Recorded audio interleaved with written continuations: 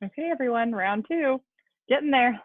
So let's get those mats out of the way and move your straps up to mid-length.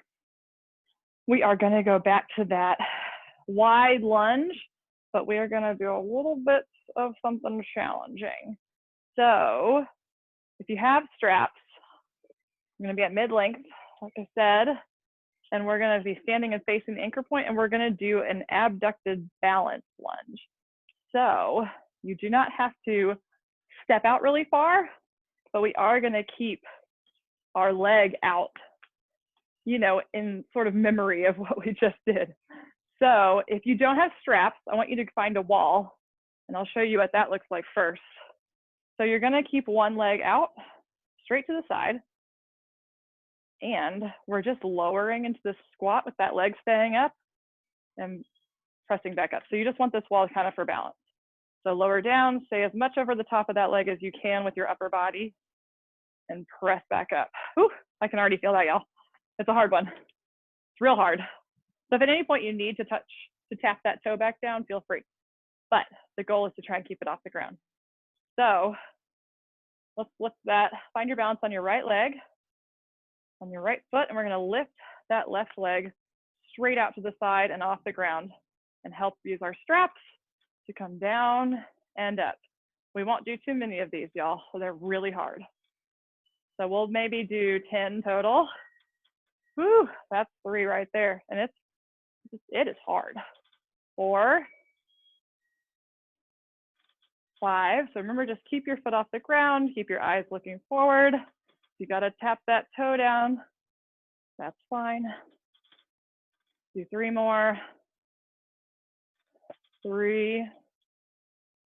Ooh, 2, and 1 more. And let's just take note of how crazy it is, how hard that is. And all we did is lift our leg off the ground. I just want to point that out because it's, wow, really different. Okay, so other side. Let's do 10 of these on this side. I'm pulling this toe towards my nose as I lift it off to the side. And I've got my weight balanced on this left leg, and I can already feel my glute on my right leg.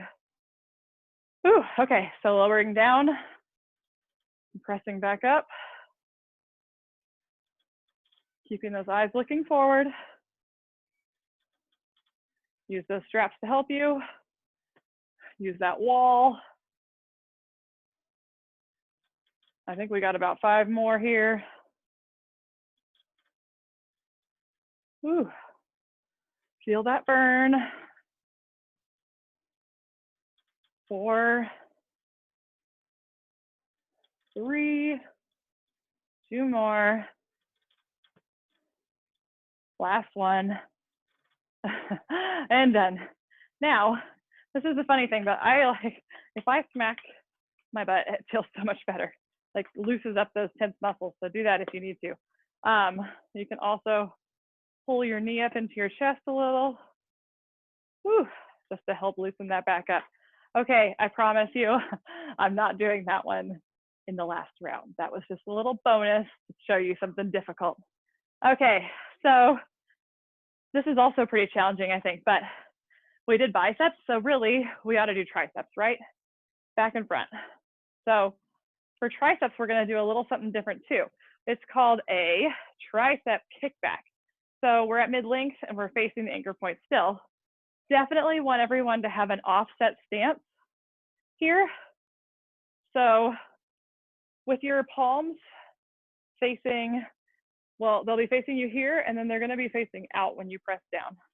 So with them facing out, I want you to be at your, when you're at your tallest here, I want this to be you standing up straight.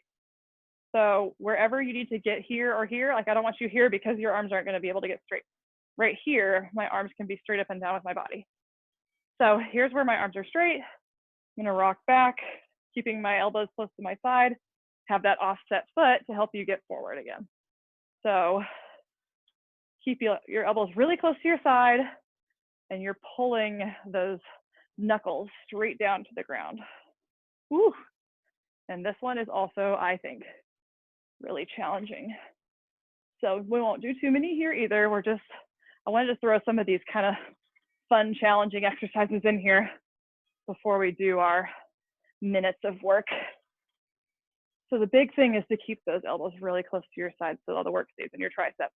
Okay, stop here, reset your feet. We're gonna put the left leg back. But first, I'm gonna show you what to do if you don't have straps. So if you have straps, you have to take a little bit of a break. If you don't have straps, grab your weights or grab one big weight. We're gonna do tricep kickbacks over your shoulders. So you can also offset your foot here just to keep your low back from overarching.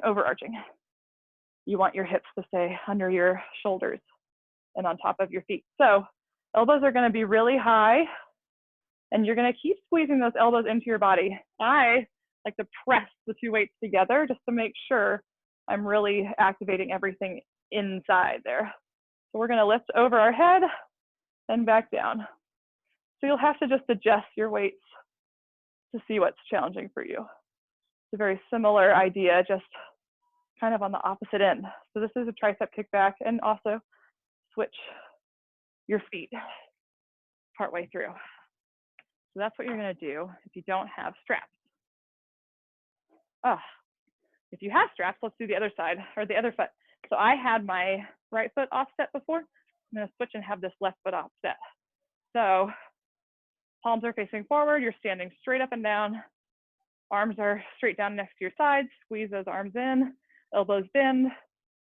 Your foot can help you get back up to standing and squeezing down.